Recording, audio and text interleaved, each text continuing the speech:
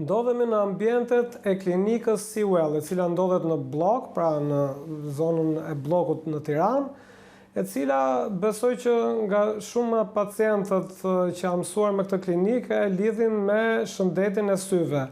Por klinika e ka zgjeruar gamën e specialiteteve dhe një nga këto specialitete është bërë edhe kardiokirurgjia. Kam sot nderin të kem një personalitet të fushës të kardiokirurgjisë, një personalitet e dimensione ndërkombëtare, pra është një kardiokirurg i famshëm dhe i njohur, i respektuar në Europë dhe në të gjithë botën, është kardiokirurgu turk, profesor doktor Öztekin Oto. Profesor, ju falenderoj shumë që pranuat ftesën të bëjmë një intervistë të bashku. Është një fat për pacientët shqiptar që një mjek me peshën edhe me eksperiencën tuaj i gjendet pranë edhe pacientëve shqiptar. Ju keni qenë dhe më parë në Shqipëri, e njihni realitetin shqiptar, keni pasur dhe keni pacientë shqiptar që shpeshherë edhe kur nuk kanë pasur mundësinë të marrin një shërbim këtu në Shqipëri kaq të specializuar, pa që duhet një profesionist i këtyre dimensioneve, ju jeni gjendur pranë pacientëve shqiptarë në Turqi, ku keni kryer ndërhyrje mjaft të vështira. Ndaj, së pari ju falenderoj edhe një herë që pranuat ftesën tonë. CV-ja juaj është mjaft e gjerë, jeni presidenti i shoqatës turke të shëndetit zemrës, keni qenë presidenti i shoqatës europiane për kirurgjinë kardiovaskulare dhe endovaskulare, dhe sa tituj dhe pozicionet të tjera që do ju ftoja të na flisit pak më shumë për CV-n tuaj, sepse unë kam pamundur të mbaj mend të gjitha. First of all, I would like to thank for inviting me. Fillimisht doja t'ju falenderoja për ftesën në këtë qytet të bukur. Është vërtet kënaqësia dhe nderi im gjithashtu të jem këtu në Shqipëri, në Tiranë. Sikurse ju theksuat pak më parë, unë kam operuar pacient shqiptar, edhe pse shpesh herë ju ishte thënë se operacionin nuk mund të kryhej. Operating Albanian patients for years, cardiac operations for years, sometimes. Kam dëgjuar, madje para disa ditësh, se ata kanë ardhur këtu vite pas operacionit dhe janë shprehur se janë të lumtur dhe të shëndetshëm. Some of them came here and said that we are happy and we are very healthy years after our operation. Jam dëshmitar madje ka pasur rezervime për të takuar pacientë që dikur kanë qenë pra pacientë tuajët, ju keni qenë ai që i keni kryer ndërhyrjen, dhe sapo morën vesh që jeni sërish në Shqipëri dhe kryeni sërish vizita pra këtu te klinika Sewell, menjëherë kanë marrë telefon, kanë rezervuar sepse si duket nuk është vetëm çështja e shëndetit, por kanë kujtime të bukura nga ju dhe duan që t'ju takojnë pas kaq vitesh sërish. I will be also very pleased. Do t'isha shumë i lumtur nëse do t'i shihja ata pacientë. Dhe shpresoj që ata të kenë mundësinë të vinë sot ose nesër, qoftë edhe të dielën, pasi unë do jem këtu deri të dielën pasdite. Sunday, as I am here until in the afternoon of Sunday this time. Profesor, sot do të flasim për ndërhyrjet mini-invazive që bëhen pra në zemër. Na flisni pak më gjerë se çfarë janë këto lloj ndërhyrjes dhe cilat janë përfitimet, benefitet e këtyre ndërhyrjeve. Minimally invasive cardiac surgery is the cardiac operations. Ndërhyrjet mini-invazive kardiake janë operacione kardiake ku ne veprojmë nëpërmjet incizioneve apo prerjeve të vogla. Më herët, lloj operacioni kryhej me një incizion 7 deri 8 cm, por në ditët e sotme ne veprojmë incizione më pak se 5 cm. Në vend të hapjes së krahërorit, ne aplikojmë incizion lateral midis brimëve dhe ato janë shumë komode për pacientët. Instead of splitting the chest bone here, we are using lateral incision. Cilat janë avantazhet e ndërhyrjes mini-invazive kardiake? Shpeshherë, në Turqi pacientët e quajnë si kirurgji e mbyllur e zemrës.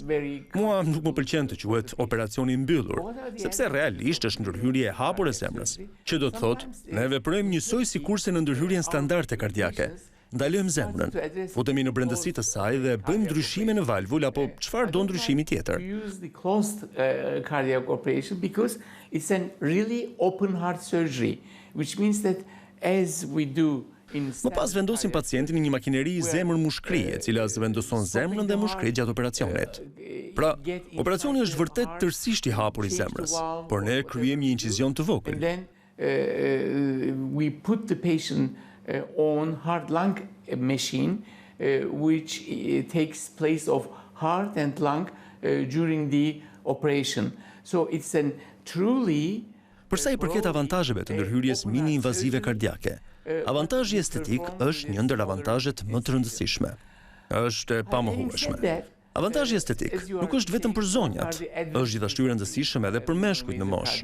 Një ndër të afërmit, të cilit i kam aplikuar kirurgji standarde të bypassit koronar, më thotë: "Pse nuk më ke bërë edhe mua një ndërhyrje të tillë? S'mund të shkoj në plazh."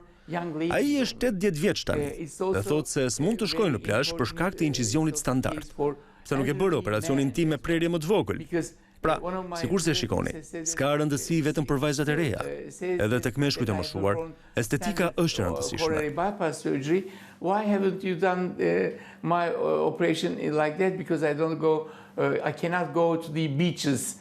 He's now over 80s and he says that I cannot go to the beaches with that standard incision. You should do my operation with smaller incision. You see? Duke folur për avantazhet, kur ti aplikon ndërhyrje mini-invazive kardiake, dëmtimi i indeve është më i vogël. Prandaj edhe dhimbja është më e vogël pas operacionit. Gjithashtu, qëndrimi në spital është më i shkurtër. Qëndrimi në reanimacion është më pak se një ditë. Gjithashtu, gjakderdhja është më e pakët gjatë ndërhyrjes mini-invazive kardiake. Kështu që ne nuk bëjmë ndonjë transfuzion gjaku gjatë procedurës mini-invazive, ose siç thuhet nga pacientët e mi në Turqi, ndërhyrje së mbyllur kardiake. Then the pain is less after the surgery, and also staying at the hospital stay. Gjithashtu, pacientët mund të kthehen në punë dhe të kujdesen për veten e tyre.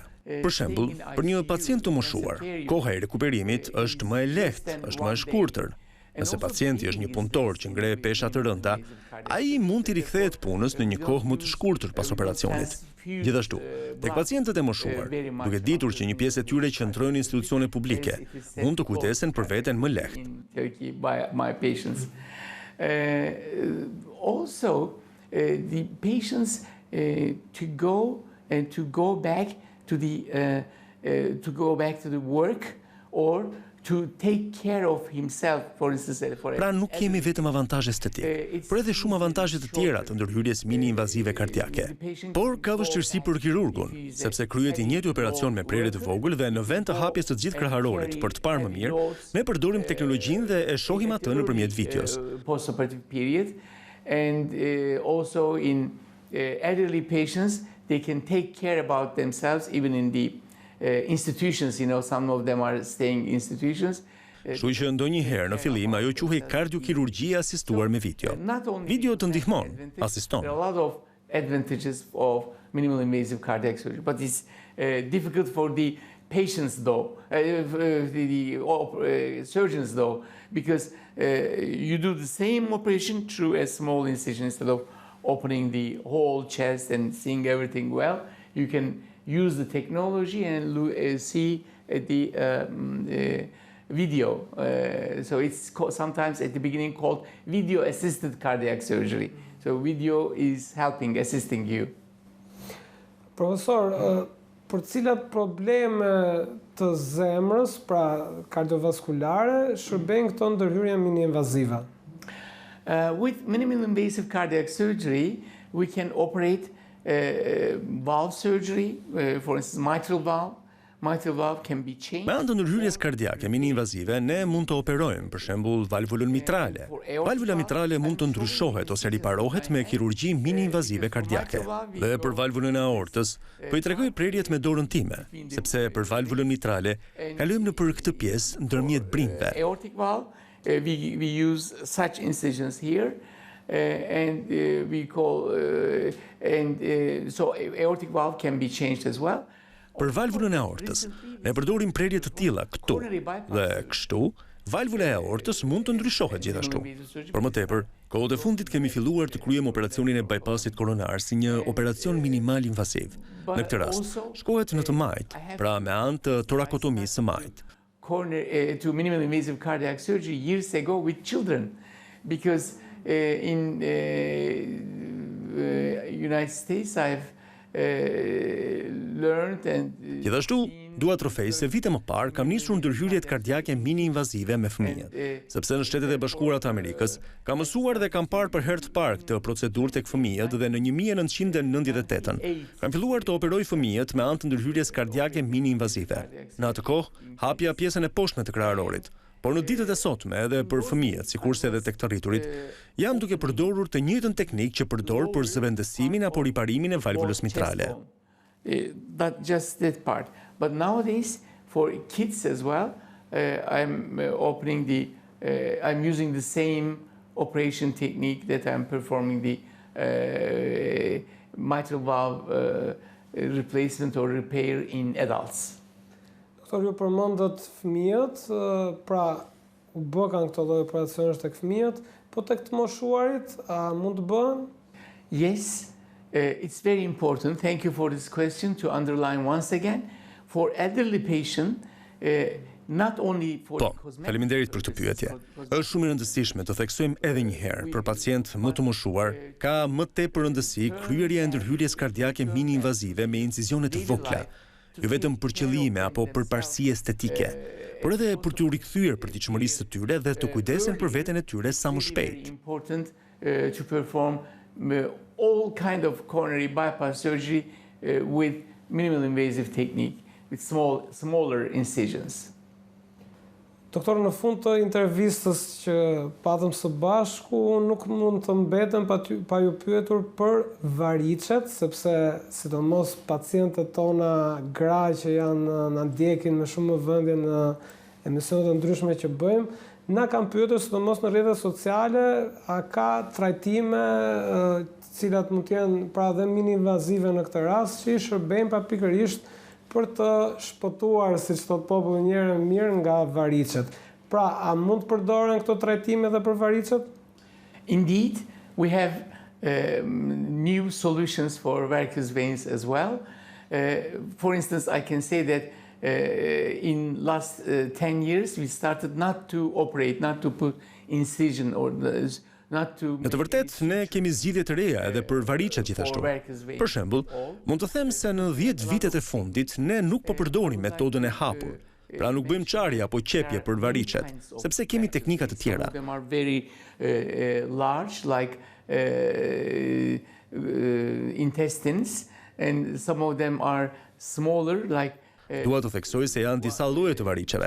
Disa janë shumë të mëdha dhe disa janë të vogla deri në 2-3 mm.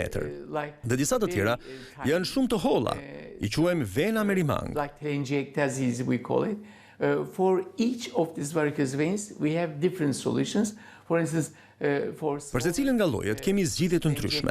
Për shembull, për varicet të vogla me rimange, përdorim trajtimin lazer ose radiofrekuencë mbi lëkurë dhe disa herë skleroterapi. Injeksionet të vogla mund dhe gjithashtu të ndihmojnë. And sometimes sclerotherapy, small injections can also help for the varicose veins, but sclerotherapy is very good, or foam therapy we call it. Foam therapy is very good for skleroterapia, ose ndryshe e quhen dhe foam therapy, është shumë e mirë për venat 2-3 mm apo pak më të mëdha, por për varice me dimensione më të mëdha, ne duhet të futemi me anë të kateterit në përvena dhe ngjitemi sipër drejt zonës së ijeve dhe heqim kateterin duke e djegur me energjinë e radiofrekuencës apo laserit. To the vein and come to up to groin, and then we can Pra nuk I trajtojmë me ndërhyrje të hapur, s'ka prerje, plag, as qepje për varicet. Qëllimi kryesor është që t'ju japim vajzave mundësinë të veshin funde. So we don't perform any surgery, no cutting, no suturing, no anymore for the varicose veins.